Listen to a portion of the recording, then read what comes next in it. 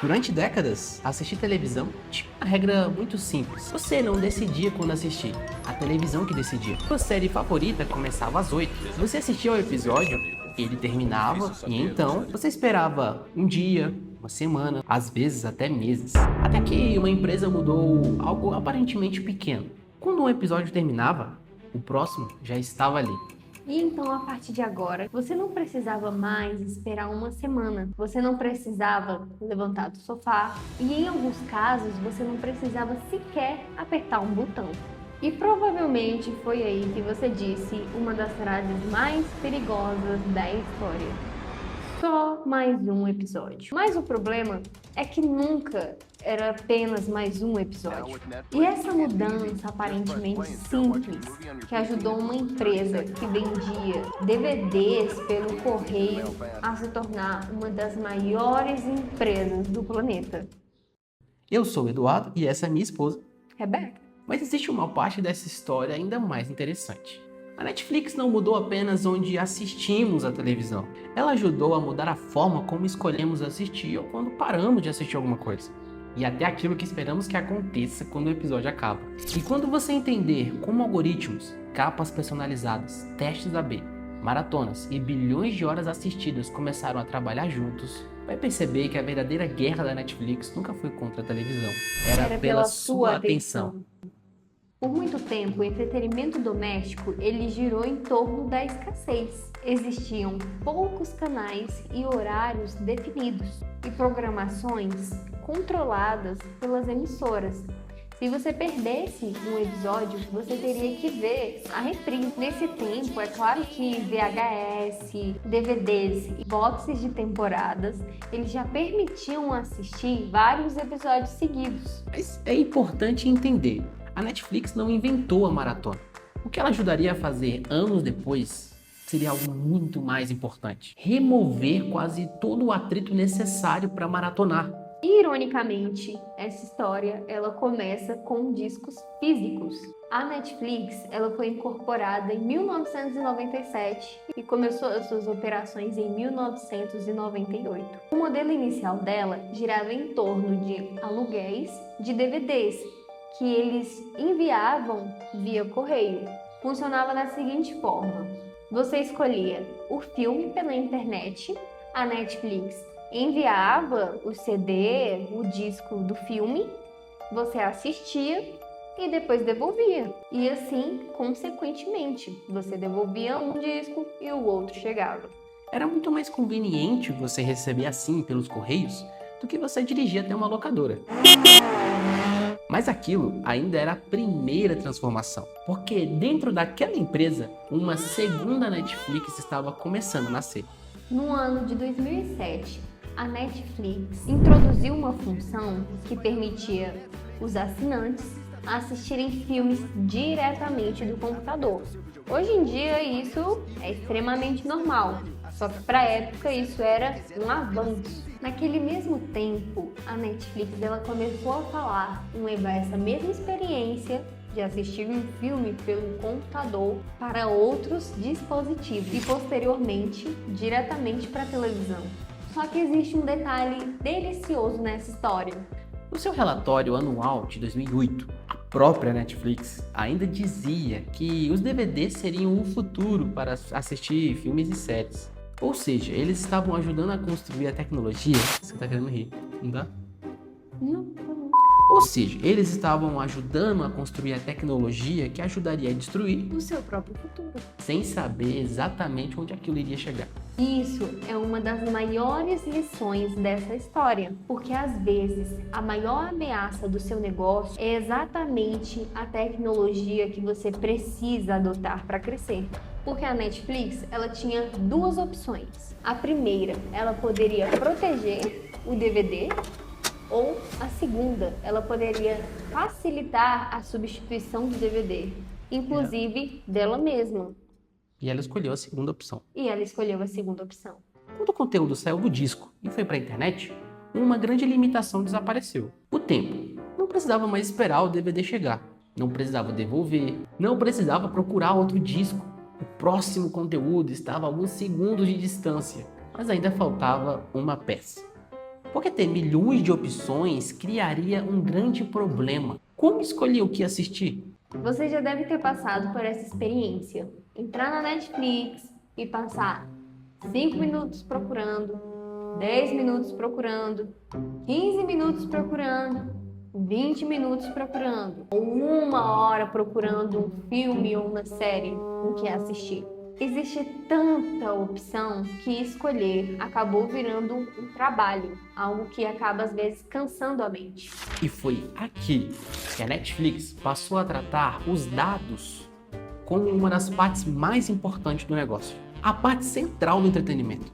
Antes da explosão da inteligência artificial, a empresa, a Netflix, ela já fazia questão de saber quais eram os comportamentos de consumo dos seus assinantes, para entender quais títulos tinham mais valor, quais tinham menos valor. Em uma carta aos investidores em 2011, a Netflix explicou que analisava o valor de seus conteúdos a partir de alguns fatores, como quais conteúdos eram os mais assistidos, por quanto tempo eram assistidos e por quantas pessoas eram assistidos. Pense nisso. Uma emissora tradicional, ela analisa o sucesso de algo pela audiência. A Netflix poderia analisar uma série de observações muito maiores e muito mais complexas. Muitas decisões individuais sendo tomadas dentro da plataforma. O que começou, o que continuou, o que parou. Mas faltava uma experiência que transformaria tudo isso em cultura. Em 1º de fevereiro de 2013, a Netflix lança a primeira temporada de House of Cards. Mas existe algo diferente. 3 episódios, todos os episódios juntos e disponíveis no mesmo dia. Não existia mais segunda-feira às 8 horas, não existia na próxima semana, ou em breve, ou daqui 1, 2, 3 meses. Agora, a pessoa poderia assistir um episódio ou os 13 em seguida.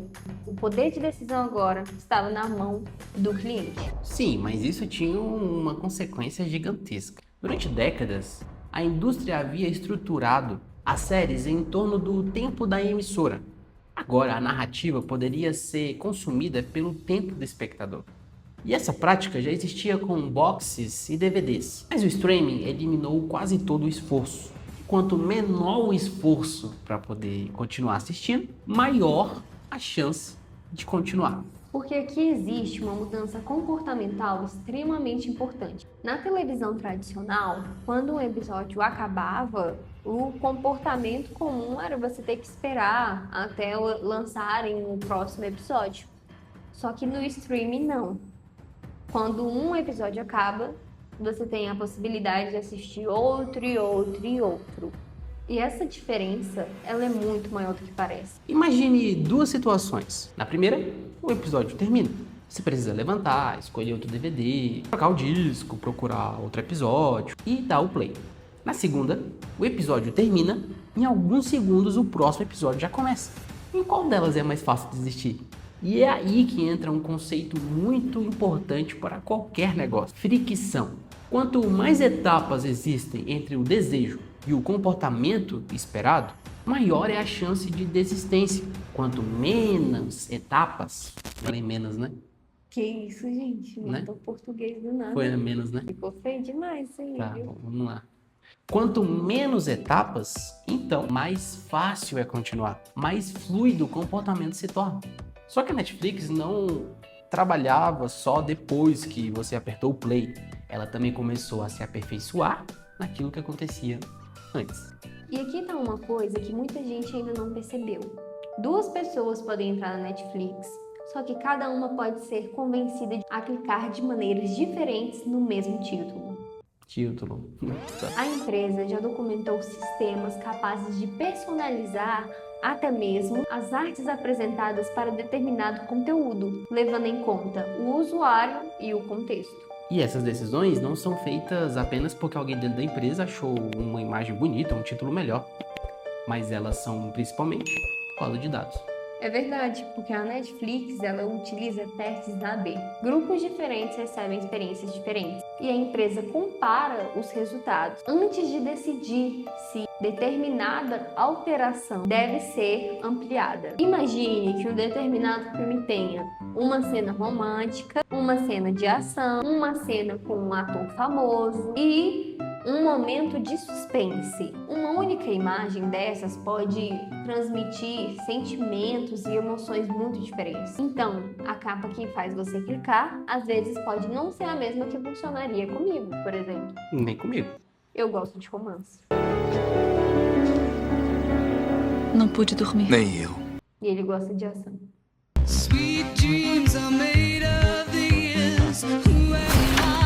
Isso transforma a interface inteira em uma espécie de vitrine dinâmica.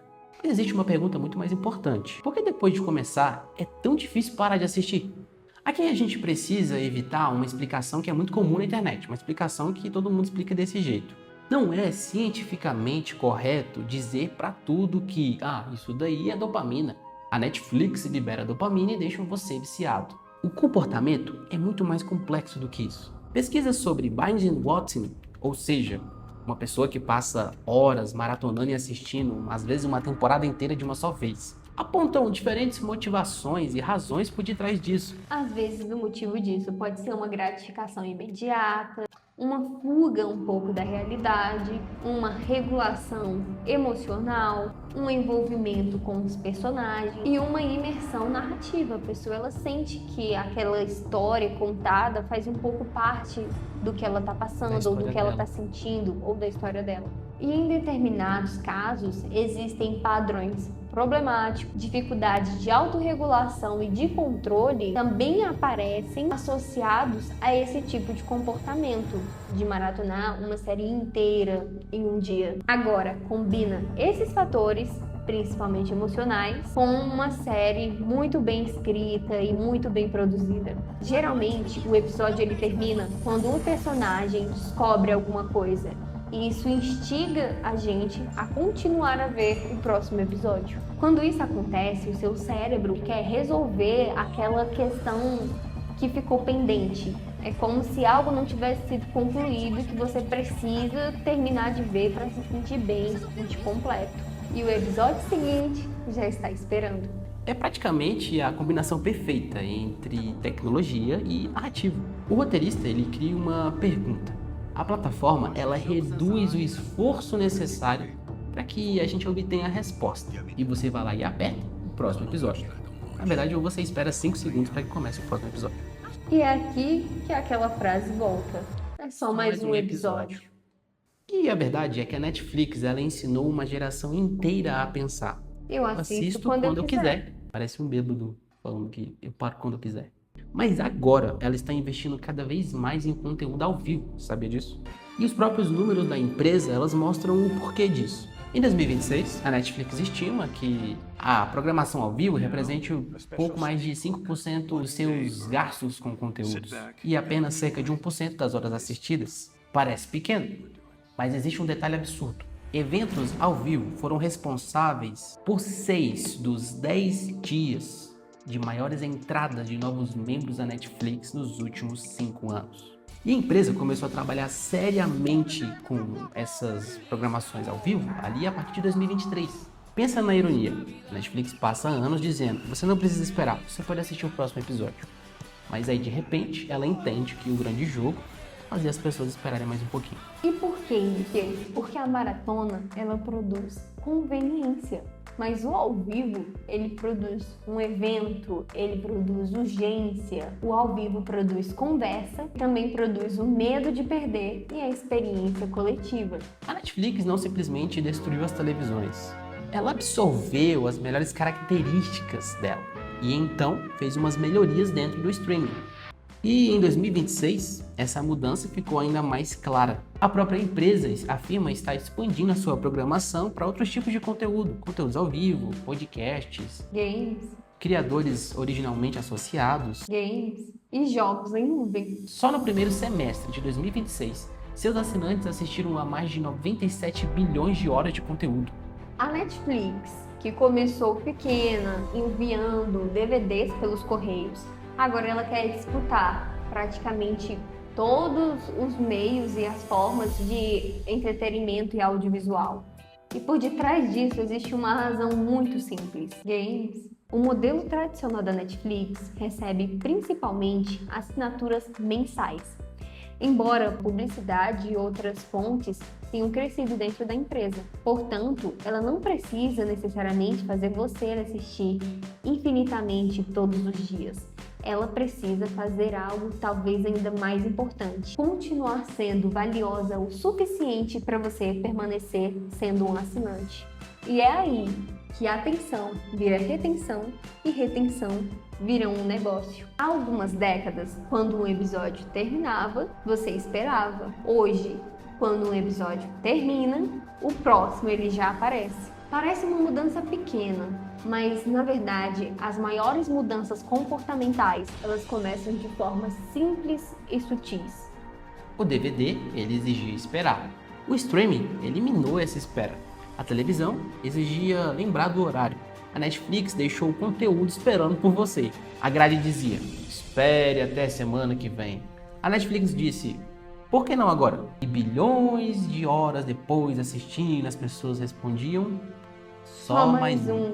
Só que agora existe uma nova guerra começando, porque a Netflix está expandindo para vários setores, várias frentes diferentes. Mas ela está realmente lutando, na verdade, é para ter um pouco mais da sua atenção. Talvez essa seja uma das histórias mais interessantes dos negócios modernos. Uma empresa ela pode começar enviando DVDs pelo correio e terminar mudando a maneira como bilhões de pessoas se comportam e veem entretenimento. E existem várias outras empresas que fizeram a mesma coisa. Elas não criaram produtos, elas criaram um novo hábito. E se você gosta de entender as estratégias, as histórias e as decisões que fizeram com que grandes empresas se tornassem bem-sucedidas, então já se inscreve aqui na Canaã Digital e assiste o próximo conteúdo.